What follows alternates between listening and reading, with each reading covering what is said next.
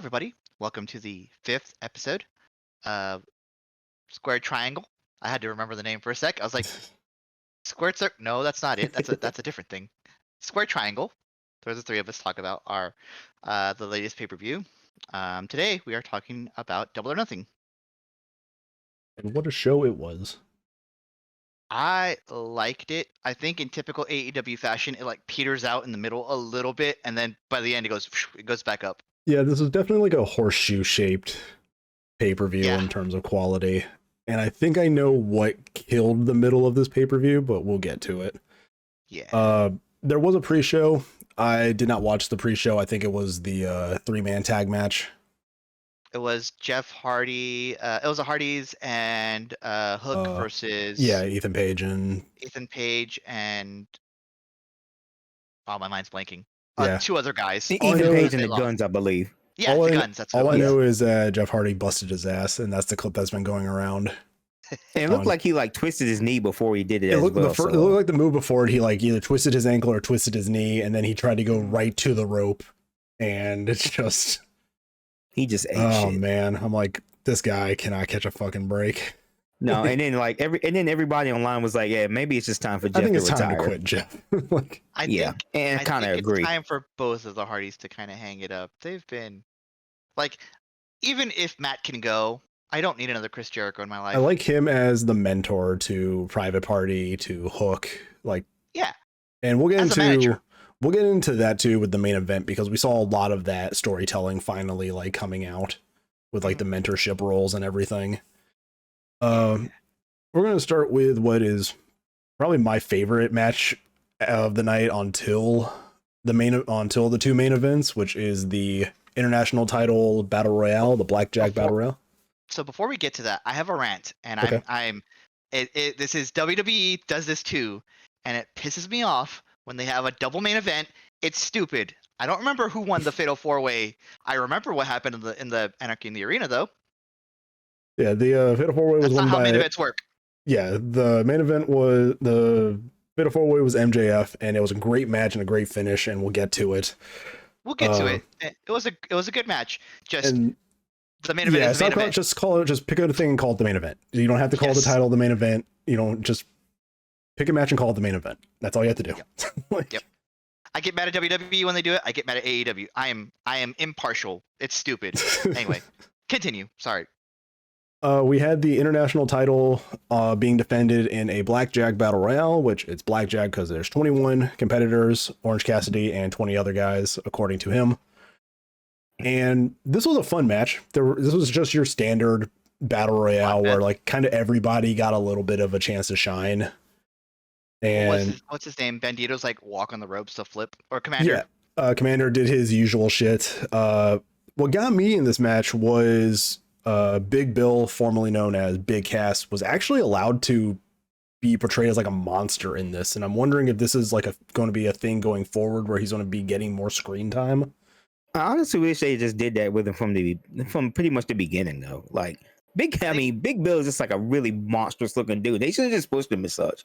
I think the problem is they also have like Satnam Singh, who makes him look like a chump. Yeah.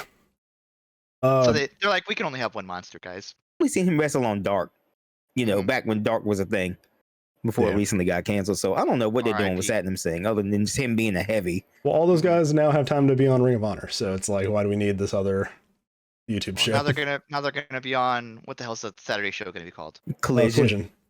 Yeah. Like, congrats, you have your roster on 4 different shows now. Let's go. Like, now actually use them. Yeah, well, that's the thing. Everybody should have more screen time to be used now, at least in some kind of feud. And on top of that, I wouldn't mind them doing like a soft brand split, to like keep some people exclusive to Dynamite and some to Collision, but like, have some crossover every now and then, but not do it like WWE does it, where it's like, oh, we're just going to do a hard draft and then have like everybody show back up the next week on the other show. Yeah. Or you're a free agent and you're going to show up on NXT because we're not going to put you anywhere else. Oh God. Was it both Ali and Baron Corbin showed up on NXT this week? Yeah, I saw that. But yeah, this battle royale match, I made some notes here kind of going through some of my favorite spots and everything, but I do want to start that the number of people on commentary, JR was not good in this match. I don't think JR can call matches with like this much chaos in it. I think he's good for like the 1v1s or the tag team matches, but like a battle royale match, JR just cannot keep up with everybody else's energy here. Yeah, JR is not an announcer that we knew during the Attitude Era anymore. You know, I've just kind of slowly come to accept that since he's been on AEW the last 4 years or so. He is what he is at this point. I wrote about it earlier. Like, I mean, good on Tony Khan to keep giving Jim Ross a paycheck, but like, Jim Ross, please retire. Yeah. I love you, but please retire. Yeah. So I'm just going to kind of run through a list here of my favorite spots, and I'll see if you guys kind of have them matched up to stuff that you liked in this match. Mm-hmm. I don't know if these are in any particular order, but I liked Swerve not getting into the ring for the first like 15 minutes, which was a really good like heel decision. And then he just ended up being like one of the last two. Yeah. Brian Cage was allowed to be shown as the monster that he is. I mean, he was carrying somebody and caught the Hurricane Rana and did the double slam, which I thought was a really cool spot because, I mean, the man didn't move when that guy landed on him. Commander getting yeeted out of the ring was a really fun spot too. Well, Commander also running the ropes and like jumping over was also a good one too. Commander just doing Commander things. Yeah. Like, and I liked how they used that. I liked how they used that battle royal to continue the feud between Keith Lee and Swerve. You know, having them doing a little bit of stuff and going back and forth. Mm-hmm. The chops on this pay-per-view, I think, were helped by the fact that this was a dead crowd. We'll get into that the crowd as this pay-per-view goes on, but like these chops sounded loud because I don't think there was any like noise coming out of this Las Vegas crowd at all. And that's another thing we talked about on Backlash. That crowd was a crowd fire. Makes or breaks a show. Yeah, and Backlash really kind of set the standard for crowds this year, in my opinion. Yeah. Okay, hey, you don't have to be as step your shit up. Yeah. Right? Because you don't have to be as wild as the Puerto Rican crowd, but that crowd was just amazing. At least give some kind of energy to it. I really think they need to move Double or Nothing somewhere else next year, like maybe Atlantic City or whatnot. Because if it's going to be like this every year, I'm pretty much not going to be invested. Yeah, the crowd, it was hard to watch a few of these matches because I was like, man, the crowd's just not into this. And it's just like, I feel like it affected the match quality to a degree too, because it's like, oh, cool, I liked this spot, but like the crowd just had no reaction to it. And it's like, it just makes or breaks the show. Yeah. It's tragic. Yeah. Yeah. These people are like fighting their hearts out. Yeah. And I mean, we're going through this battle royale. I mean, they're doing all like a bunch of cool things. All the luchadors at one point were just helping each other and like cool. Hanging out in the middle of the ring. Dustin. Wasn't there like some delayed suplex spot where like Bandito had somebody up and then like all the rest of the luchadors were fighting everybody off? Yeah, they were protecting him while he had somebody in a suspension. I thought that was kind of cool. Yeah, that was really cool. All the luchadors were like teaming up with each other. You had Dustin Rhodes, racist, but pretty cool. You had Dustin Rhodes hitting, admittedly, probably one of the worst crossroads I've ever seen on Brian Cage. And I just don't know if that's because Brian Cage doesn't know how to move with that spot. I'm almost certain he's taken a crossroads at some point when Cody was in AEW. He might have done it once, but like I don't know if it was just Dustin, like it was just Dustin not doing it right, or just Cage not having the same like speed on it. But yeah, it looked bad. it was a bad crossroads. So ugly. Yeah. I made a note here that for most of this match, Jay White and Juice Robinson weren't given a lot of screen time. In this battle royale, they kind of just felt like they were in the ring for most of this until they got to the side, get whooped on, and then eventually they got eliminated, and that was kind of it. Yeah, I mean, the biggest thing we saw was the Jay White, Ricky Starks, and Pentagon kind of like three like triple threat going at it with each other, which was a really cool segment in here too. I made a note that Ricky Starks nails he just hits a great spear whenever he does one. He has a really good spear. He spears. I like how he extends his arm outward and then he just kind of brings him in. Like he just makes it look really tough looking. That snap. Yeah. He hits a great spear and then eliminates Jay White, but then he gets jumped by Juice and Jay. Mm-hmm. May note here, why is Big Bill lasting this long? And it's just something that was like, seems odd for this guy to just be given like this much dominance in this match. And he eventually goes on to be one of the final four. So I'm guessing they have a plan for him moving forward. I mean, this was, and then Swerve gets in, and we have just some great spots with Swerve. We have a great final four with Pentagon, Orange Cassidy, Big Bill, and Swerve as the final four. Mm-hmm. And there's this whole little like back and forth between Big Bill and Swerve trying to see who eliminates, like whoever eliminates who.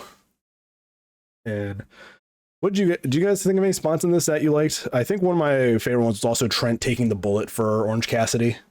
That was one of my favorites. Like, that happened twice, didn't it? Because that wasn't just Trent. It was Trent with the elimination. Okay. He pushed Orange Cassidy out of the way of the big boot and took the hit to be eliminated. Mm-hmm. I thought that was a good spot. It just shows that, it just really shows how much Trent cares for Orange Cassidy and them being champion. Sacrificing himself for his friend. I loved it. And another thing you can do with it at some point is like, if Orange for some reason ever turns heel, he could be like, "I've been using you guys the whole time. You got eliminated for me. I don't give a shit." Yeah. The final two being Swerve and Orange Cassidy got me really interested, because there was a moment where I thought they were going to put the belt on Swerve. So did I. I was like, I'm like, they're doing it. They're going to put the belt on Swerve and strap a rocket to this guy. And I really thought that was going to be the outcome of that match, because then the way they were going back and forth, it just made you feel like, oh, this is Swerve's night right here. Also, they have some really good chemistry in the ring, so I would love to see a one-on-one between them two. I pointed out, I need this feud, because these guys, Orange Cassidy, I think just Orange Cassidy can have good chemistry with a lot of wrestlers. Like, I think he's just that good of a wrestler. There are wrestlers out there who have like unique, we'll call it unique wrestling styles that don't mesh well, except for like with 4 people on the planet Earth. And then there's Orange Cassidy, whose unique wrestling style actually meshes with quite a few people. Yeah. And this whole back and forth with Swerve and Orange Cassidy getting outside the ring, all the back and forth to a really good finish of faking the punch only to stop, walk, and kick Swerve's hand off of the rope. Mm-hmm. And Swerve did the most cartoon ass fall I have ever seen in my life. It was like there was a delay. He did like trying to grab the ropes as he fell off the side, and I'm like, how the fuck can he fall like that? Like, you gotta have the sitcom, the like high pitched squeal. It was like a moment. Swerve, like, he was delayed, like falling, and he was doing like trying to grab the ropes, and I'm like, how did he have the mindset to do that? You could have just added cartoon sound effects right there, and it would be even funnier. Well, the way Swerve fell backwards. Sound pack. Yeah, it's so good. I want to see this become a program after the Swerve Keith Lee feud, wherever that goes finishes. I want to see Swerve and Orange Cassidy, and I would love to see the title being handed off to Swerve. I just think these two could be great. Keith Lee kills Swerve's faction again. Yeah. Orange Cassidy retains the title. I mean, he is the workhorse champion right now for AEW. It's ridiculous. Which is weird, because like he doesn't seem like that much of a workhorse. He goes in and like barely kicks people, but then you actually like realize, oh, he's defending his belt like every fucking week. Yeah. It's ironic because he's supposed to have the aloof slacker gimmick, and yet he winds up being the workhorse guy of the company. Yeah. So I don't know. I just think like that's it's a fun circumstance to have, with Orange Cassidy. Then we get to our next match, which I think is where the crowd is killed early in the night, because this unsanctioned match with Jericho and Adam Cole, while good in the ring, has a really weird finish that I don't think hit the mark. The ref stoppage, because Jericho can't fight back, I think is what killed the crowd's energy going forward for the next few matches. Anytime you have a non-definitive finish, you have to be ready for the crowd to just like sink. Yeah, anytime someone just like is ref stopped, that's it's gonna be bad because they're gonna be like, what the fuck happened? Yeah. And unless you're doing an angle where like, oh, like Jericho gets carted off, like, you know, if you do that, then yeah, sure, go for it. Yeah, if Like, Jericho was carried out at the end of Mhm. this match, I think it would have worked better, but he wasn't. He got carried to the back. Like, it almost kind of makes me wonder if that was the planned finish, or were they trying to do something else? But well, Jericho they was just couldn't busted get to that. open. Like, his eye was definitely like cut and bleeding during the match. Yeah. But I don't think that would be enough to end the match like that. Mhm. So kind of going from the start here, Judas being sung by the crowd will never get old to me. However, I think Sabu did get very old because he's only in this match for a minute and a half. Like, He was in this match long enough just to get like one table spot, and that's it. he threw a chair. He got a table spot. He threw a chair at Angelo Parker, did the chair duel with Jericho, and then went through a table within the first 5 minutes. And then he fights Daniel Garcia into the back and is never seen again this match. So it's weird because he was supposed to be like the enforcer. He was a special enforcer, but everybody at ringside fought to the back, and there was no reason to have an enforcer. That makes sense, but like, Sabu was just there to get a table spot. That was about it. He was there. He got paid. Paycheck. Not saying anything. Some of the cool spots in this match, you have Jericho suplexing Adam Cole off of the ring, doing it very safely too, like kind of just falling over with his knees bent, so there's not that much height to it. Jericho going headfirst into the chair in the corner. You have the fire extinguisher spot. The fire extinguisher spot was pretty cool. Yeah, and I mean, this is your kind of your generic unsanctioned match. It's not the best unsanctioned match I've ever watched. It's probably nowhere near, Gargano Ciampa. That's a very high bar to set. It is that is the highest bar of unsanctioned match, probably next to Moxley Omega. Yeah, Britt Baker coming down at one point and just beating the shit out of Jericho with a kendo stick. And then what got me was Soraya showing up. Well, so they then they did the backstage. They did the backstage promo where Jericho and Soraya challenged Adam Cole and Britt Baker to a mixed tag match. And I'm like, are we just like gonna merge the feuds now? Is that what's going to happen here? Is it going to be Outcast and Chris Jericho? Is the Jericho Appreciation Society done? Mm-hmm. So, they eventually get cuffed together, so it becomes a chain match. And instead of going for the pin, he just beats the shit out of Jericho, and the ref stops the match.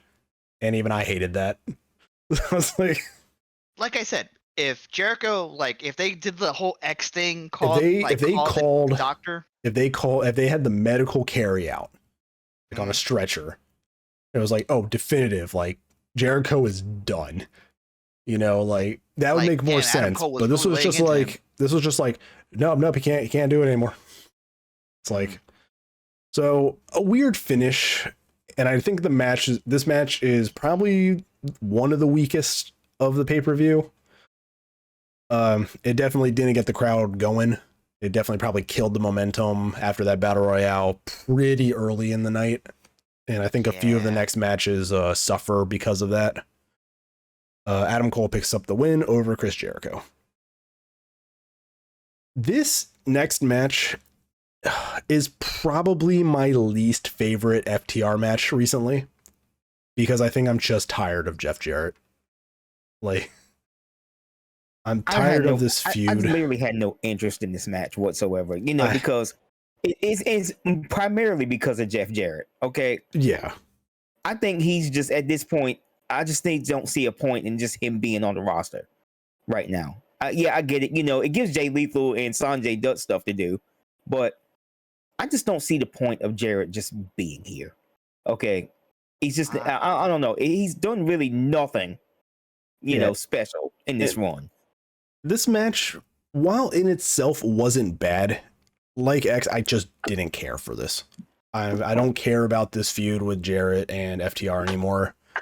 There were some good spots in this match, and we'll get to one of them, because I think it was something that AEW doesn't do often, and that was Aubrey getting nailed by a move. Oh, yeah. Oh, yeah.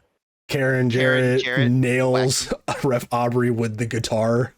Mm-hmm. This was after Mark also got nailed with the guitar in the ring. And I like it. I like it. Like, I support women's wrongs. I mean, that was interesting, but beyond that, I wasn't invested in it. You know, I think there's something to be said about this match being maybe a little overbooked. I put that's my final note on this match here. This match might be overbooked. Yeah. Textbook Jeff Jarrett stuff. Yeah, I mean, that's my exact note here. This match might be overbooked. Jeff Jarrett is very meticulous about how he wants a match to be set up, because you've heard him on podcasts. Like, he wants this to happen, this to happen, this to happen, and then I go here, and then we go for the finish here. Yeah, he's very you're going against, point by point. You're going against two of the best workers in AEW. Yeah, like, and all you got to do is like call it in the ring. Like, these guys are chill. You can just like call it in the ring. This is such a common thing with Jeff Jarrett. I mean, just go back and look at some old TNAs from back in the 2000s. You see it all over the place. Like, everything involving him is horribly overbooked. Okay, and it's to the point where it's just comical. And this is no different. You know, I just felt like FTR. I feel like FTR could have just had better opponents for this pay-per-view. Yeah, you know, because they have a whole slew of tag teams in AEW right now. They could have picked anybody and had a much better match than what I saw. I was gonna say you just added Aussie Open, but I remember that Mark Davis is injured. Yeah, so, unfortunately. I'm thinking here, I'm watching this match, and I'm also thinking, is Mark Briscoe being referee and like stopping all the shenanigans actually taking away from this match? Like, that was another thing I was like, is him being like the perfect ref for this and stopping all the hijinks, this match is becoming a little boring because of it. Which, it gets fun after Mark is knocked the fuck out by the guitar, and then you can get all the shenanigans going on. But like, they tried to actually call this as like, this match has rules and no heel shenanigans, and it just did not have any kind of like energy to it. And there were still heel shenanigans. Yeah.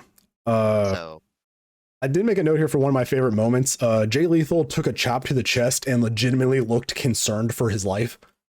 I don't know if anybody saw that. Like, he hit, and I think it was Dax that like kind of just looked at him, like registering how hard he hit him. And Jay's like on the ropes, like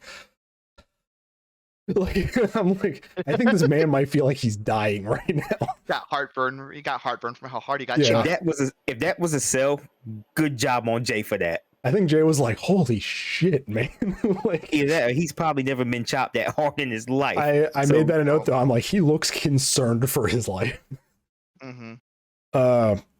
FTR retains after some back and forth stuff. I said this is probably the weakest FTR match in a while, and I don't think it's their fault. I think it's all the overbooked bullshit within it.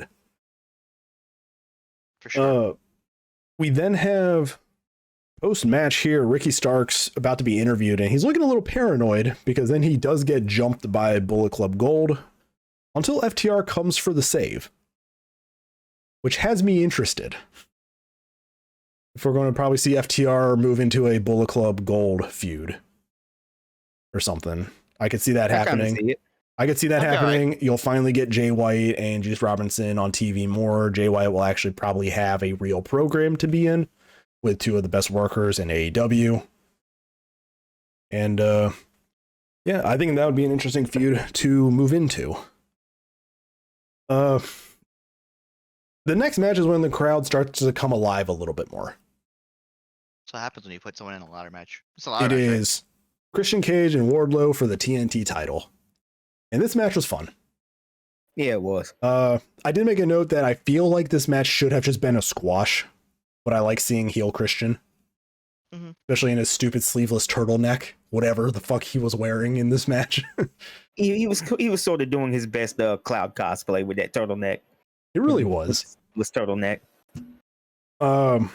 Early in the match, you get a really cool spot with Christian drop kicking through the ropes while Wardlow's carrying the ladder, and then he tries to jump onto Wardlow, but he just holds the ladder up and smacks him in the face with it, which was a really funny spot for Christian to just get nailed as he jumps out of the ring.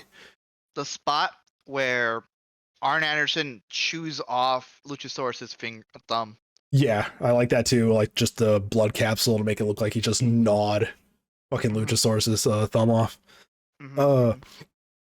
Luchasaurus coming out late in the match was interesting. I thought he would have been there at the start to kind of have hijinks, especially with Wardlow coming out with Arn Anderson.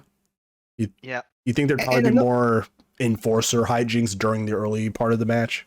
Yeah, and on top of that, like during the latter part of that match, Luchasaurus was featured heavily, because like a good portion of that match was just Wardlow focusing in on Luchasaurus, and it led to that spot where the Jeff Hardy spot where Wardlow just did a swanton off the ladder and onto the table. So Wardlow I just thought that was interesting. Yeah, Wardlow did Wardlow things and swantoned onto a dinosaur. And Wardlow was super fucking athletic for a big guy, man. This is wrestling. Yeah. This is where the cheers actually started coming from the crowd to a degree. I think this match is what kind of brought him back into this pay-per-view. I wonder if there's something to be said about like they switched the positions of some of the matches on the fly, just so they're like, all right, this is a spot fest. Let's get this one on so the crowd can wake up again. Yeah, I feel like if you had put this overbooked FTR match later in the night, it probably would have killed like all the momentum going into the main events. So I think putting that on early just to get it done helped, and putting this match on to kind of get the crowd fired up again, especially with some of these spots, definitely helped, because there was a point too where there was a turtleneck chant that was started, which I appreciate the Vegas crowd for. We had Wardlow jumping from the turnbuckle onto the ladder and breaking it, which was I don't think that was intended, but it still turned out pretty well because then they both fell off the fucking ladder. They made that work. We did the slam, the missed swanton onto the ladder, which I feel Wardlow might have hit that a little too high, like probably upper shoulder blades. I think he overshot that ladder a little bit. But then we get to the usual stuff. Christian falls off, gets caught falling by Wardlow, and then powerbombed. And Wardlow climbs up. Yeah, Wardlow climbs up, retains the TNT title in a match that makes sense. I don't think Christian winning the TNT title was going to be the end of this feud. I could see. It also doesn't do anything for Christian at this point. It doesn't. He's just that he's there. He's there to help elevate people now. But I do think we're going right into a Wardlow Luchasaurus feud most likely after this. Just by the way that Luchasaurus was featured in this, I can kind of see them going in that direction with the TNT title. Yeah, you have to give Wardlow another big guy to fight. Yeah, like that's where he does his best work when he's fighting another big. Yeah, he meshes really well with big people. I think him and Brian Cage are like one of my favorite big man matches. Yeah. Because they both move very quickly for people of their size, and they're also both very explosive in their offense. Yeah. There's very similar styles between those two, and I don't know if we got that as a match. I think we did, or did we get we got it. We got it. Oh God. No, we got who faced Brian Cage? That was Darby. That was Darby, but no, I know we got a Brian Cage match where Brian Cage was still a little shaky with his contract status, so they still had him like taking L's. Yeah. I don't remember, but I remember it not being that good. Oh, so that was Willie Mack. That's what I'm thinking of. Willie Mack, yeah. Dude, Willie Mack and Brian Cage and Lucha Underground. Yeah, that was a great match. Those guys have such great chemistry. People keep bringing up like all these wrestlers and everything, and I'm like, go watch Lucha Underground. You'll see matchups that you won't find anywhere else. You'll see Pentagon Jr. versus Io Shirai. Like, Lucha Underground's nuts. It's a crazy show. I think the other one that I because they had that match on Dynamite and it was mid as hell. Willie Mack and Brian Cage. That's neither here nor there because neither of them are on right now. Yeah, I think just Lucha Underground let that was well. I mean, it was a few years back too, so they're probably a little more much younger. Mm-hmm. Yeah, and they could do that stuff a lot more often than they could now. But like I said, they still had good chemistry in the AEW. It's just some of the stuff on Lucha Underground you just can't replicate. Yeah. Okay. You really couldn't. That was a great series, and I miss it. I mean, that was you think of a promotion that has Swerve, Santos Escobar, Ricochet, the Lucha Brothers, Brian Cage, John Morrison, Jeff Cobb was there. He was Matanza. And I'm like, then you have things like the Angelico spot where he dives off the office into the ring. Like, it was crazy. It was a crazy promotion. I dislike Angelico, but that's neither here nor there. Yeah. He's a crazy bastard though. Like him jumping off that office. I wanted to bring to attention that you mentioned that Wardlow catches Christian. You didn't mention the part where Arn Anderson is the one that pushes Christian off the ladder. Yeah, into Wardlow's arms. Yeah. Yeah, Arn Anderson was allowed to do a lot in this match, which is fun. I don't know. I can't remember if it was on an episode or not, but I think it was just a decision to have Arn Anderson be the enforcer here. I don't think there was like a real storyline purpose to it. I was really hoping he'd have the Glock on him. Pull out the Glock. And Arn Anderson with a gun is my favorite wrestling joke from recent years. Armed Anderson. So yeah, Wardlow wins. Still TNT. The thing with AEW is that these pay-per-views are kind of season finales in a way. Moving forward, we're going to see new feuds, which I'm happy about, and I'm interested to see what everybody's new feud coming out of this will be. I'm going to bet probably Luchasaurus. I mean, I guess we'll see tonight when things start. And on top of that, we have Collision in 2 weeks, so I'm pretty sure they're going to start building even more storylines for that show, for when it eventually debuts. So we're going to see a lot coming out of AEW within the next couple weeks. And moving on to the next match here, the women's title match, which I'm confused about. Well, so to bring everything to context, Jamie Hayter was injured coming into the arena. She's legitimately hurt right now. She's legitimately hurt. So that's why, that explains all of the booking that happened. Okay, that makes a little more sense now. It was a legitimate injury because Toni Storm comes out, Jamie's music hits, Jamie doesn't appear. They're like, oh, do it again. She gets thrown out by Ruby and Saraya, and it's just beat the shit. They do a really good job protecting her arm this match. Because it's her arm that's hurt. Yeah. They beat the shit out of her. She decides to still go through with the match. It's a very one-sided affair for the most part. Toni hits a Storm Zero, and Toni Storm is now your AEW Women's Champion again. It's giving like when somebody has a Money in the Bank cash in. Yeah. Kind of reminds me of that kind of energy. I'm wondering if they're going to hope that she's healed up by All In. Maybe. Because her winning the title. That would be her hometown crowd. Yeah. Her winning the title back in England would be probably a great moment for her. In Wembley, of all places. It just depends on the severity of the injury, though. But I really do hope she is ready to go by All In, because that would be a great thing for Jamie Hayter. You know. I, however, am looking forward to the reign of Toni Storm. She's a great champion. She was a great champion before Jamie. She knows what to do with that title.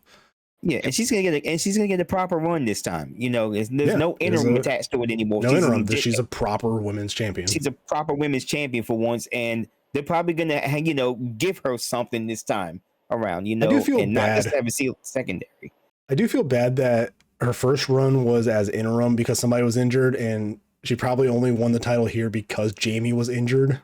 Oh, for sure. I'm like, okay, if Toni ends up being our champion is injured, Toni, you're going to get the title again. Like, if that's her role in the company, I can see that probably being a solid choice moving forward. That. Like, hey, champion's injured. We need a good champion.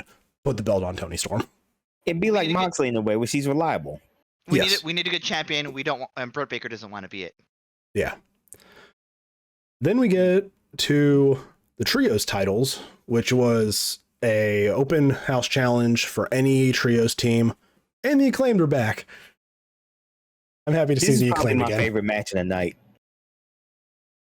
I did like this match, but it wasn't the most exciting one for me. It felt like it never really got started. it felt like it was always going to be building towards that big like tag team moment of like, here's all the energy now, here's everything going into the finish. But it was just kind of like, this is just a decently paced match without any real like explosive moment. Yeah, but like I said, it was still one of my favorite matches because the acclaim to the acclaimed, they were doing their usual stuff, and there was like a clashing of characters between these two guys. Yeah. And then when Max Caster came out, I fucking love Max Caster. I knew he would do this, but he had that line about Buddy being cucked by Dominic. It was fucking hilarious. I spent all of my fucking water out laughing at that. Saying Malachi Black's wearing blackface, Brody King is a RuPaul reject, and then saying Buddy Murphy gets cucked by Dominic, and I'm like, I fucking love Max Caster. That guy has no filter, and they just need to keep him without a filter. Did you guys hear the "Who's Your Mommy" chants in the middle of the match? I did. Yes. I did very briefly, yes. There's this, like I said, this match just never really felt like it got started for me. It was just a very slow paced tag team match. I don't mind Billy Gunn being the one that gets pinned. I think that helps protect the acclaim a bit more, and Billy Gunn has the history that he can take a pinfall by champions and not be hurt by it. He's a storied veteran, so I mean, it happened. I mean, that's his role. It's fine. I think the major issue here is that there's not really any storyline to this match. This was just a match. This was just a match.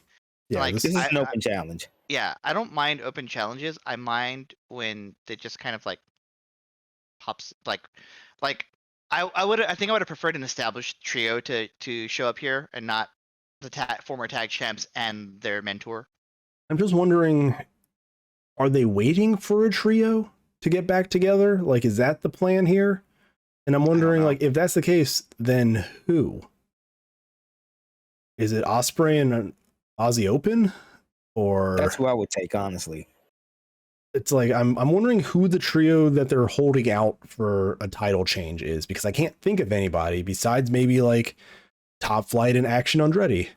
Maybe slap it on the younger guys, but or the Lucha Brothers and Pac is Death Triangle when Pac decides he wants to come back to the US. Yeah, maybe. And right now, Lucha Brothers are the Ring of Honor Tag Team Champions, but I guess as soon as you get done with those, you can probably put those three guys back together and they'll have like a proper feud with the House of Black. Yeah, so I'm just like, who are we holding out on? Like, the House of Black's are kind of treading water right now. And I'm just wondering, like, who is Tony Khan waiting for? It's a weird, I feel like the direction is there, but it's just like, we can't do it yet. And I just don't know who it could be. Mm-hmm. I don't know, but maybe we'll get answers soon, because Forbidden Door's right around the corner. Because I think that's the end of June. Yeah. And then we have the build-up for All In London, which is in August. So within those next 2 months, I think the trio's title picture will become a lot clearer. Yeah. But for now, I guess we have 2 episodes guaranteed. At least. 2 episodes guaranteed at least. Yeah, so I guess we're just in a holding pattern with them right now. Yeah. And I mean, this match made them look strong. They were pretty much in control most of this match. The only time it really fell apart is when Billy Gunn got in and he was able to, throw a few of them around. But for the most part, House of Black dominated the acclaim throughout this match. Makes sense because tag team trio. Yeah. House of Black retains. I'm wondering what the future is going to hold. I hope it's something great for these guys. I'm really happy to see that they're actually getting, their chance as a whole faction now, especially with everything that happened last year with Malachi, stepping away for a little while and Buddy having to go back for visa issues. So it's good to see all of them actually together again as a faction. Then we get to an interesting, probably the most interesting moment of the night. And that is the TBS title match with Jade Cargill and Taya Valkyrie. Mm-hmm. This match felt like a TV match for the most part. It wasn't given a lot of time. And Jade gets hit with Road to Valhalla, kicks out, and then instantly hits Taya with Jaded and gets the pinfall win. And I think like 7 or 8 minutes. And then it's like, oh, cool. I just won. I just had a match open challenge. Who can beat me? And Chris Statlander's back. Yay. And just like with Charlotte in December, I said, here comes the end of Jade's title run coming right down the aisle. What happened is the end of Jade's title run in about 2 minutes after Chris Statlander comes back. They don't even have the full match. It's Jade gets nailed with a few moves and pinned, and the belt's on Chris Statlander. And I'm like, this was a weird moment, but yay, Chris is back. Like, something I hope to see is that they put the TBS title more of an emphasis on it on Collision. Yeah. Or I guess Rampage. One of the shows, you know. Just have it nest somewhere where this is where it's mostly defended. And yeah, maybe every now and again it's defended on Rampage or Dynamite, but it's mostly here on Collision. Yeah. I'm happy that the TBS title picture is actually going to have some new life in it. Like I said, I don't mind Jade as a champion. I did feel like it probably ran too long, but that's... You say that about Roman Reigns. But the thing is, like, this one was legitimate that they wanted to put the belt on Chris Statlander, and she was constantly getting injured. Yep. So it's like, okay, let's just take this. Let's build Jade as this monster. And I will say, I wanna give some props to Jade Cargill. She's carried that title on her back, like the most improved. Yeah, she's improved a lot. She's absolutely the most improved person. That's gonna be my most improved for 2023. Is like Jade Cargill by far. Yes, we're like halfway through the year. Oh, she's going leaps and bounds, you know, in improvement. Like I like that she actively seeks like that you can tell she's actively seeking, you know, that mentorship from the other people in the locker room. Yeah. And she's still and she's pretty much open to advice, and she's been training really hard, especially with Bryan Danielson, I believe. Mm-hmm. And you can just kind of see it in her work now. You know, she's constantly getting there. You know, compared to where she was a couple years ago until now, she has improved leaps and bounds. You know, she's starting to wrestle longer matches as well, so that's helping her out as well too, getting those reps in.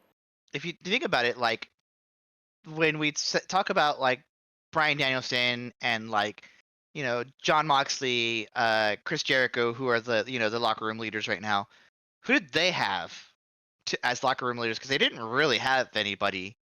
WCW was a shit show. Back in when they were in WWE around that time, it probably would have still been the era of Undertaker kind of being the top dog in the locker room. John Cena. Like, so the problem would have Triple been H. With that is by the time they got into the positions where there are locker room leaders. Well, for Jericho, yeah, he'd have like Triple H, Undertaker, but Bryan Danielson didn't have that because he got let go in like 2001 after a tryout. Indies. Yeah, he had the indies, so he had to learn real hard on the streets. And then when it went to OVW or Florida Championship Wrestling, it was probably people like William Regal and all the other people in like the pre-NXT days. Moxley had William Regal. Dusty Rhodes. Yeah. Dusty Rhodes was a huge proponent for a lot of people too. Mm-hmm. So it's good to see that those lessons from those people who are like either no longer with us or no longer with the company are still filtering their way up to the top, and you know what's working is working, and all that's to say, good job, Jade Cargill. And I mean, Jade's also probably being coached by Madison Rayne. She was brought in as one of the women's coaches.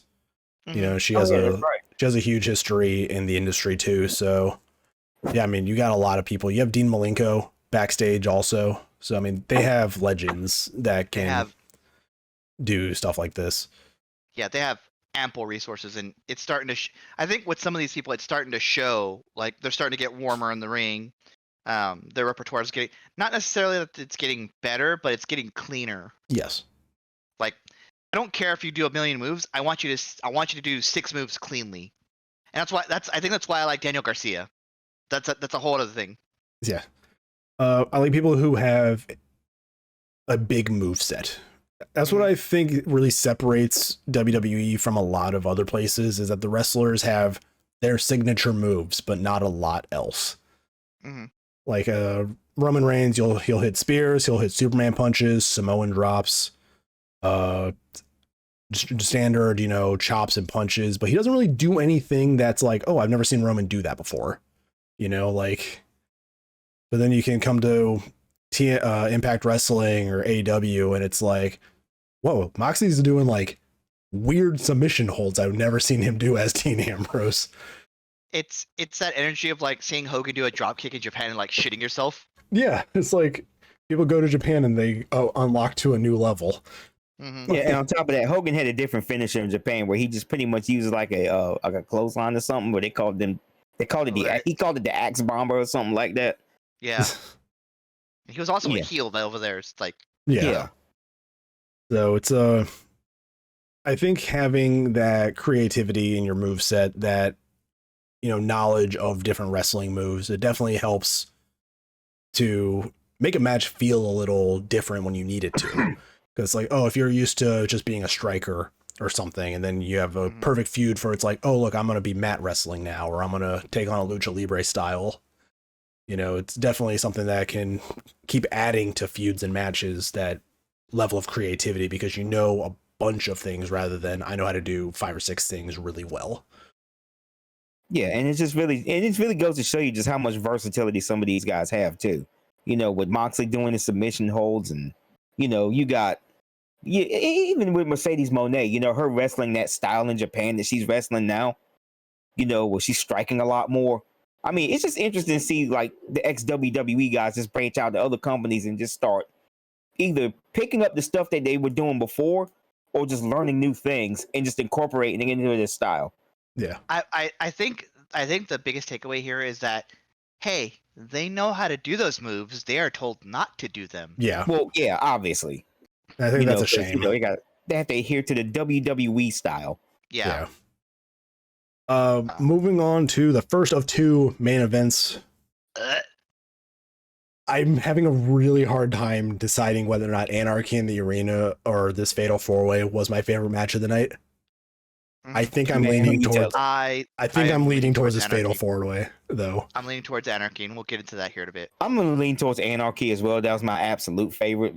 Because Jesus. This match had a lot going for me, though. We come in. Sammy and Tay announced they're having a baby, which accounts for Tay probably not being on TV for the last few weeks. Yep. Darby has a great entrance video where he murders somebody in an MJF mask and then has an Elvis impersonator help him hide the body, and then he shows up in Elvis gear. Like a half and half Elvis gear. I was like, what the fuck is Darby doing? I love this. Then MJF intro is probably the coldest thing I've seen in a long time, and that is lights go out, and when it comes back on, he has spotlights on him as he's descending on a throne in the devil mask, and I'm like, this is a cold fucking intro. Yeah. Meanwhile, I'm like, and he's got bitches. I'm like, I feel bad for Jungle Boy because that man just like walked out to the ring. He's like, oh, I got nothing, guys. Hi. Darby had a video. Just like this. MJF had just the theatrics, and Sammy had an announcement. Jungle Boy's just like coming out first. Like, he had nothing. This is what you would expect it to be in this match. It's instantly a 3v1 against MJF because these 3 guys fucking hate his guts, and it's so funny to just see them letting each other take hits at times and just beating the shit out of MJF for probably the first 10 minutes of this match. Correct. There was I think it was a suplex spot or something where you hear MJF audibly yell, "What the fuck?" as he's being like thrown across the ring. More people need to do that. Maybe not to that extreme, but like MJF's expressions and his like yelling in this match were just top notch. It was so funny. He knows how to get the desired reaction that he wants to get. Yeah, just some moments in this match that I liked. Darby doing his usual suicide dive, but then Sammy Guevara catching it into a cutter was just like a really smooth move between the two of them. Mm-hmm. You had multiple segments of them just hitting each other. It's like MJF would slap Darby, and then Darby would punch Sammy, and then Sammy would punch Jungle Boy. And then they had like one segment where it was all submissions. They were all on the ground, like they all held each other in submissions. They had the trades where they each hit their mentors' finishers on each other, which is cool. And I mean, MJF hitting crossroads. I made the note here. How does MJF look like he does the best crossroads in the business? He does one better than Dustin, at least. Yeah. Guevara hit the Lion Tamer. Allen hit the Scorpion Deathlock. Yeah. He then put him into a Walls of Jericho later in the match. Jungle Boy hit a kill switch. Yeah. And it was just like, that's cool. Like bringing it back, all that history up. I think we.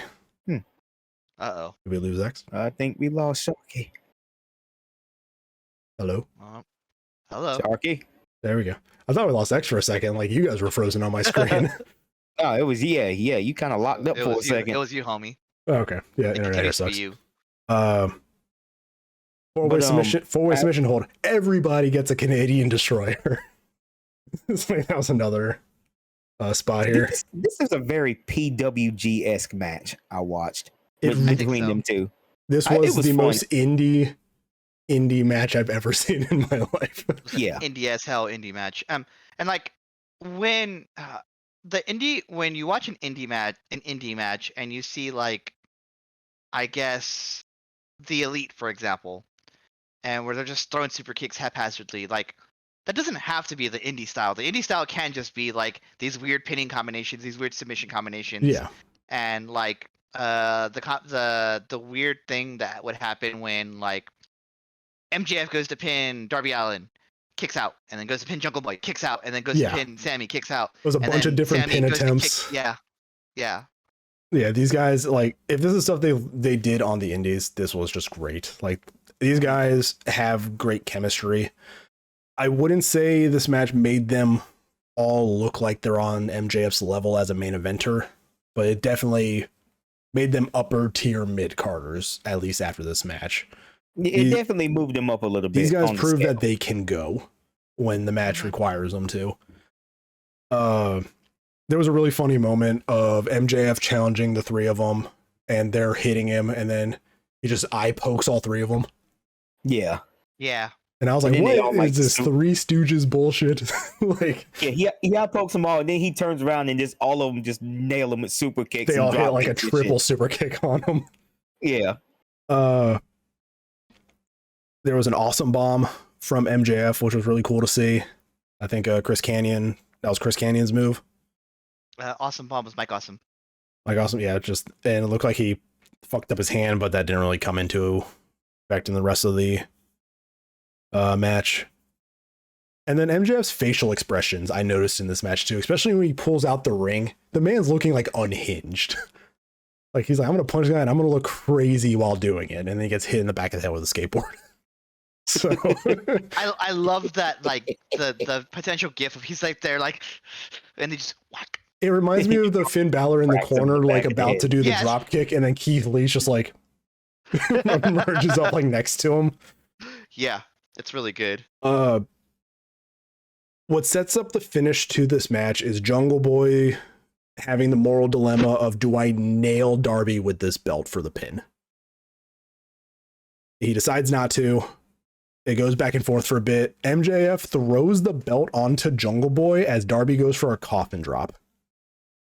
He then throws Jungle Boy he then moves Jungle Boy out of the way and pins Darby to retain the title. It's important to note that he pins him with Darby's move that Darby used when he feuded with MJF. Yeah. With the headlock takeover pin. It was a good finish to this match. Because you just seem to have like lay the belt on Jungle Boy, and then you see it just hit, and you can tell like Darby's done.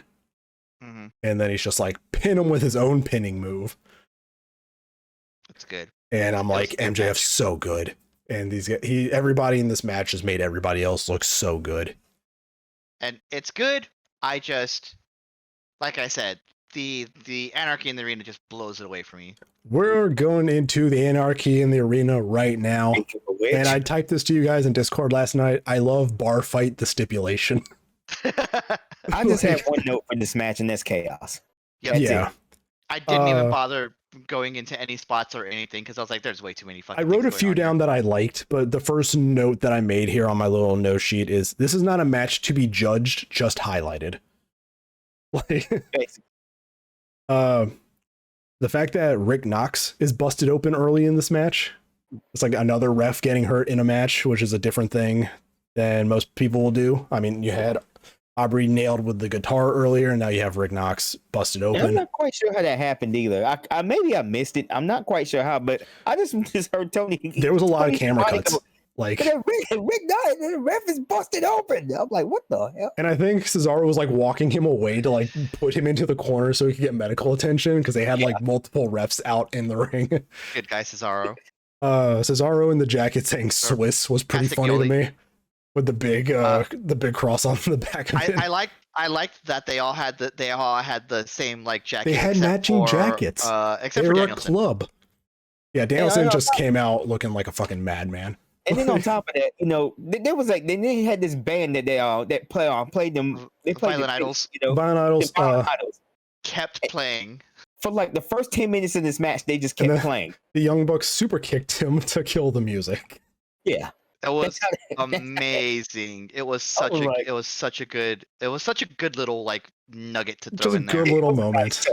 Because I think they took into account it's like people didn't like the music being played the whole time. Well, from the last Anarchy in the Arena, so they're like, okay, we'll play on that. We'll stop the music. Like, I did like the music going though, because I like the live show like added the live to it. show. Yeah, it just feels like you're at a punk show and like people are beating the shit out of each other. It feels like you're in a bar and it's like musicians' night, and some guys just start fucking each other up in the parking lot. Like, yeah, exactly. I thought that was a really cool spot. We got to the parking lot fight because Nick Jackson gets a pile driver into the back of a pickup truck. After he got Claudio swung in the middle of the concession. He hit a trash can. I hit a trash can at the end, yeah. I when I was looking at that, I was like, oh, he's gonna fucking hit that trash can, isn't he? And then yeah, he is. Yeah, this match was nuts. Matt Jackson, or it was Nick that took the pile driver, I think, because Matt Jackson was the one suplexing Yuta Wheeler all the way down the ramp with the rolling suplexes that he does. Not the other spot that was memorable for me was the exploding fucking super kick. Yeah, we'll get to that. That is definitely one that is coming up. I made a note here. I love Yuta being this like punk ass little heel with like his big brothers around. Like he's definitely like gimmick. The slimy, like littlest heel of the group. I think the comparison I saw was like everybody compared them to like aggressive, like just dog breeds, and then you have like a Chihuahua that's just Yuta Wheeler. Like, yep. Yeah, just there was a segment where Danielson was pulling something off of Justin Roberts, and I instantly thought he's choking him again. He's gonna choke him. He's getting there. I was like, yo, they're about to have so many callbacks in this match. I thought he really was gonna choke Justin. I was like, oh my god, they're gonna choke Justin Roberts again. But no, he like took he took like the tie or the belt or something from him and just like started using it as a weapon. I want to see a growing segment of just like Bryan Danielson just like next to Justin Roberts, just like gives him the eye, and Justin Roberts just like backs off. Yeah. Then we get to the exploding super kick, which I think is what they had to. Yeah, they put Nick Jackson out in the pickup truck, and then Cesaro made his way back into the ring. And probably during that whole time, Nick's probably getting it set up to do whatever it did. And the whole thing when that happened, I was like, oh, so wait a minute. So now the Young Bucks are introducing hitboxes into professional wrestling now. So it's either that or, this is an exploding super kick. Okay, cool. Super Sentai moment. I've been watching the GIF because I want to know how he did it. And from what it looks like, I think the trigger is the thigh slap. Because it doesn't look like the sparks come out of the shoe. It looks like they come out from along the side of his leg. I know, and I think he tried to do that to Wheeler Yuta, but I guess it just wouldn't work because he kicked him 3 times. And like the third super kick he did to Wheeler Yuta looked awkward, like he was trying to activate the thing again, and it just didn't go off. Yeah, so I think they probably had something rigged that when he did the slap, it like hit a switch or something, and then like triggered whatever explosion was supposed to come up. I can only imagine he probably had like something protective under his leg, because I can imagine that it probably would have burned if it was like a firework or something going off. like hard plastic or something. Yeah. It was a great spot. I love my wrestling with a little bit of video game. I love the like Street Fighter moment. Pro wrestling needs hitboxes sometimes. Then we got into like full like deathmatch territory where then it's like, oh, let's take the shoe off and throw his foot down onto thumbtacks. And that was brutal looking. They proceed to use these thumbtacks to fuck up Nick Jackson. Yep. In his mouth, on his foot. The mouth spot looked brutal. The mouth spot did look brutal. Oh my god. I put a note here, this match fucks. Because it did. Correct. There was a really cool transition near the end of the Deadeye into the One-Winged Angel, which was a really cool spot. And then he's back. Konosuke shows up, lays out Omega, and Wheeler Yuta gets the pin. Wheeler Yuta pinning Kenny Omega. When I tell you I fucking popped. Wheeler Yuta was my guy. No one else fucking believed me. There's a moment in this. I think this just shows like Moxley's dedication to this fucking sport. After the exploding super kick, he does like, I pass out and roll out of the ring. The man rolls over the thumbtack pile. Yeah. Like, yep. I mean, I'm like, he's done deathmatch wrestling before. He's fine. Probably can't even feel it right now. I also made a note here, Konosuke as a heel is going to fuck hard. Here's the thing though, because see, I noticed there was something. You noticed the cameraman. Yeah, I noticed the cameraman like back during the Jericho Adam Cole match. Though I noticed that too. There was a single shot in the Adam Cole Jericho thing where I noticed a very disguised up cameraman, and I'm like, this is weird looking. And I'm like, you didn't have to do it the whole night, right? Like you could have just called like a cameraman back like between matches and then had Takeshita come out. Like it'd be like, oh, he's back, okay. But no, they're like, you're going to be out here all night acting like a cameraman. He's actually doing really good camera work on top of that. The problem with it is that if you swap people out like that, then like crowd's gonna know something up for the live performance. The crowd's gonna know something and they'll immediately tweet it out.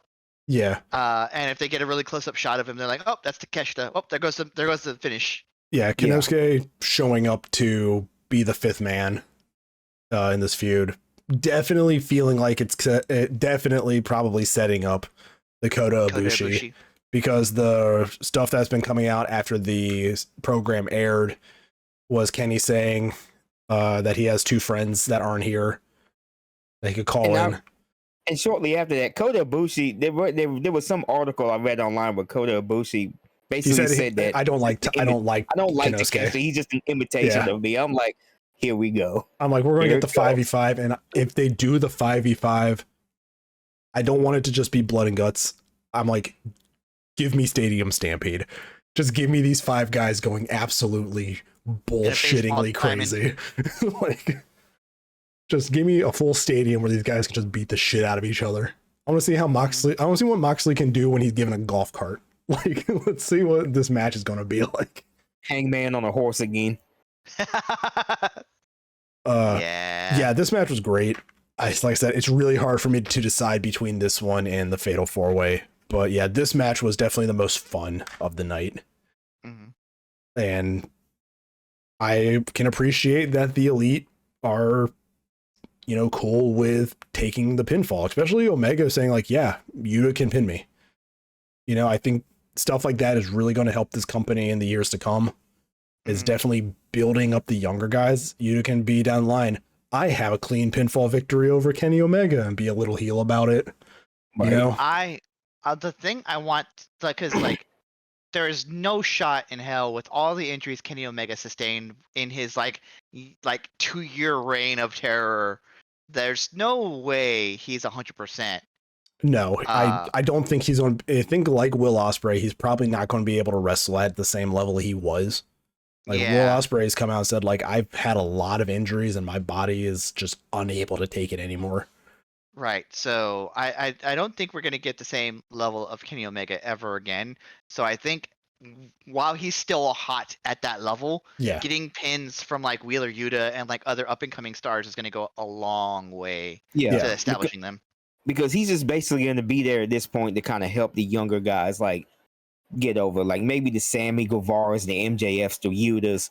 Just trying to build up that next generation of AEW. We keep talking about their younger generation. Top Flight, Action Andretti, Sammy, Jungle Boy, Darby, Wheeler, Julia Hart, Anna Jay, Tay Conti. You know, like they have the next generation of stars. And I'm excited for the prospect of like a SmackDown 6 sort of situation with AEW. I think that is something we have right now. We kind of have, I mean, it's the four pillars. Like you had the original four of Jericho, Hangman, Kenny, Moxley being the first four champions. And then you have these younger guys who are like, hey, we are going to be, you know, the four big names of the company in time. But I can see Action Andretti being added to that. I can see Yuta, you know, being added to that. And I feel like Ricky Starks can be a staple in there somewhere, you know. Yeah. But I think Ricky Starks is still young. He's still young. He's like in his early 30s, but still, you know, that dude has a butt ton of charisma, and I think he's gaining a lot of momentum. And pretty soon, I can see him being the champion, you know, within the next year or so. Yeah. So I would throw him in there as well. Yeah, for sure. It's definitely going to feel like what the cruiserweight scene was for WCW. You're going to have all these established big guys. You know, you're going to have your Hogans, your Kevin Nashes and stuff like that. But people are going to love watching, you know, the Wheeler Yutas, the Daniel Garcias, the Top Flight, you know, Action Andretti, like all these young guys. People are going to love watching them because like these guys are just in their prime right now. Yeah. You know, like these guys have years ahead of them. I don't know about Darby though. I don't know how many years Darby might have left. Darby's got like Darby's going to break down really fast. I'm going to be impressed if Darby can just take the abuse though. I can imagine him being somebody, it's like, I'm the new Mick Foley. Like I can just be thrown off of things and get back up. Like, he's already doing that. If Darby doesn't retire before 35, I'll be shocked. He's trying to climb right now. He's trying to climb Mount Everest next year. Yeah, like, I know. That's the thing. He's like, I'm going to try to do that. He knows the dangers. He's writing up a fucking will before he does it. And I'm like, I swear to God, if we jump lose off the top and do a splat, do a coffin drop off the top. If we lose Darby to fucking Mount Everest and not wrestling, I'm gonna be pissed. Like, I'm gonna be so pissed off. That's gonna be like a never mind. That's just gonna be wild. Darby, I understand you want to you know, do things and feel alive, but like, have you had like a Baja Blast, man? Like, go to therapy. Have you gone out and like gotten your favorite meal? Like, you can do these smaller things. You don't have to do these big things. Have you touched grass lately? Have you touched grass lately, Darby? It's just, yeah. So it's like, God, I really hope Darby just sticks around. Die in Darby fashion. At least that's what he thinks in his mind. Yeah. Mm-hmm. But yeah, this wasn't one of the better Double or Nothings. It did have its weak points. Mm-hmm. But this was still, you know, this was an AEW show and it was enjoyable. It was a good show. I like that the Jade Cargill versus Taya Valkyrie match did feel like a standard Dynamite match, because then you have Chris Statlander come out and then it throws everything on its head. Yeah. And I thought that was a good touch. When they accepted the match, I was like, oh shit, that's why they made the Taya Valkyrie match so short. Now we're going to get the 15-minute, you know, Jade and Chris match. Nope. And it's like, no, you're going to get like a 2.5 minutes and then Chris Statlander is now your new champion. It's like, yeah, I fucking guess, Tony. Like, I'm with it. It's like, sure, man. I'm cool with it. Tony's like, fuck it, Chris is back. Let's put the belt on her and go out there. He's like calling the ref, and it's like, tell Jay there's another match coming. But yeah, I mean, I enjoyed the show, and I think it's like I said, it's typical AEW fashion where like there's a really good opener, it kind of dulls out a little bit, yeah, as you get through your mid card titles and stuff like that, and then. But I mean, I'm happy they started with the Battle Royale. I think they understand that Orange Cassidy's matches can get the crowd going. Yeah. Like, it's just one of those things. The guy just has a talent. Like, yeah. He's very charismatic for being someone whose gimmick is, I don't give a shit. Yeah. Like, the thing, it's like, how are you feeling, Orange Cassidy? I'm tired, Renee. Like, that was the most relatable shit ever. And then Renee just like passes back. It's like, I know. Like, Me too, buddy. Me too. But yeah, overall, this pay-per-view, yeah, this was exactly one of his weaker efforts. I'm gonna say it was still a pretty good, enjoyable pay-per-view, especially those last two matches. Mm-hmm. They were just absolutely out of this world. But it just goes to show you AEW can't always put on 5-star amazing bangers of pay-per-views. Because you do have to actually have slower stories too. You can't just throw everything to the wind. And I think that's where a lot of that just got, they kind of sacrificed those, dynamic matches for a little bit of story building. Because they're trying to build up new stuff for not only Dynamite but Collision as well. So ultimately, I was okay with this. Not every match is going to be, or not every feud's going to be like a 5-star classic every time. Like even the CM Punk feuds that he had were kind of mid in AEW. Yeah. One thing people are realizing, I think peak CM Punk was Ring of Honor. He hasn't really been able to replicate that. Yeah. In terms of in-ring action for years. Yeah. Presentation wise. He's a great speaker. He is a good character, but his in-ring is kind of weak. And we've made the joke. He's not even the best wrestler in his relationship. Yeah. Yeah. That goes to AJ Lee. She's strictly the better in-ring performer. Mm-hmm. But nobody's going to beat CM Punk on the mic. Everything with him and MJF, it's like MJF still felt outclassed, which was wild to think about for AEW. But yeah, I liked it. And hey, we have Forbidden Door, which is probably going to introduce Kota Ibushi, and then hey, maybe we'll get the big Elite BCC payoff match at All In. So I think it'll be at Forbidden Door. I don't think they're gonna wait to All In. You don't think that match is going to happen at their first England show? No. Yeah. No one in that match is from England. It doesn't make sense. That's fair. Jamie Hayter makes sense if they can get her cleared by All In. August 28th, yeah. I think that's when that pay-per-view is. So, but I don't think they really need to get have that match in England. They could. It'll be cool, but they don't have to. Yeah.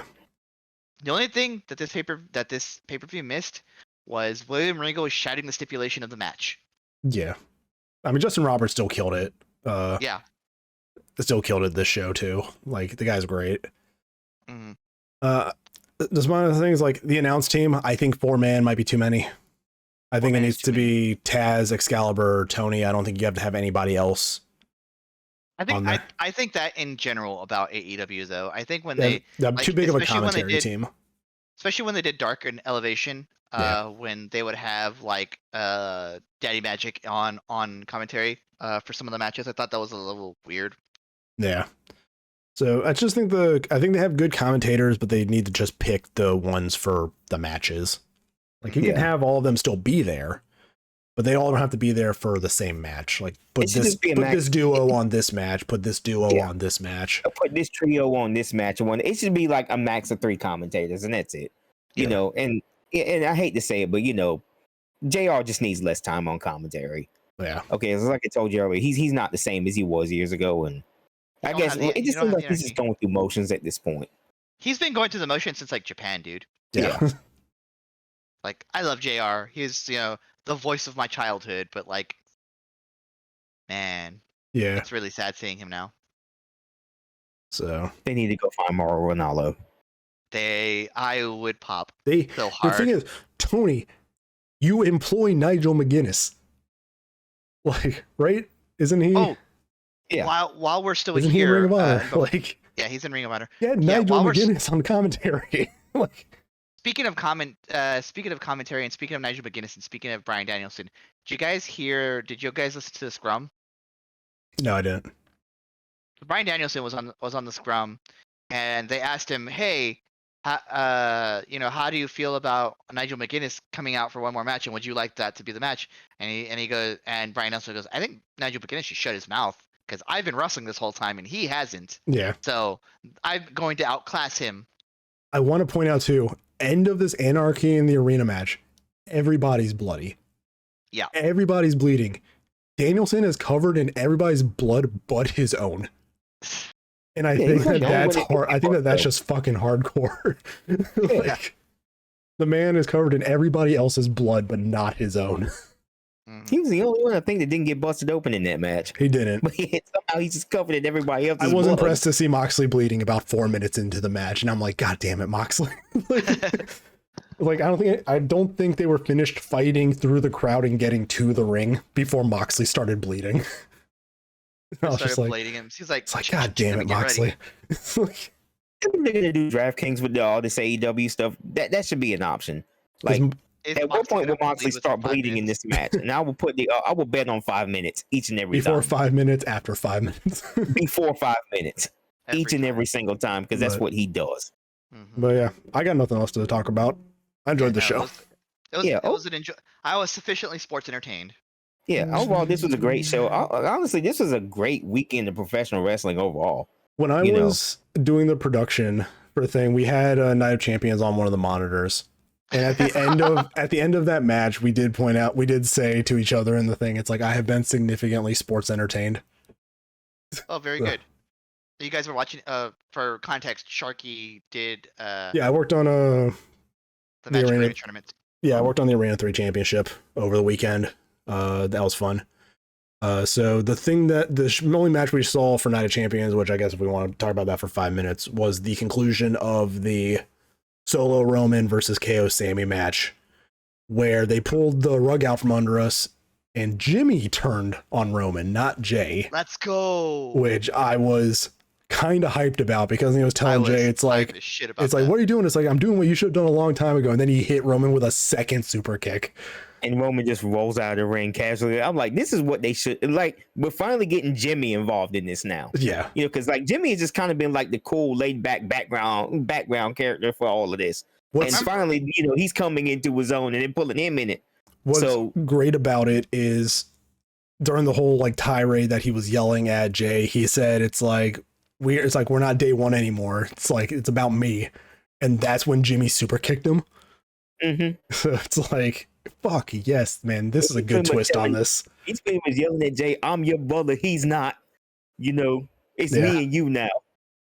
I think because remember, Jay Uso feuded with Roman, and they brought an injured Jimmy Uso in to like throw the towel in on one of those matches. Yeah, right. So that was a really good moment for me. I got hyped seeing Jimmy be the one to hit Roman. And then it's like, it wasn't just like an emotional thing where he hit him. It's like he was on his knees and then he's like, I'm doing what you should have done. And then he hit him with a second one. And I'm like, this is it. This is it. It's fine. I'm like, it's done. Like, it's imploded. The bloodline's imploded.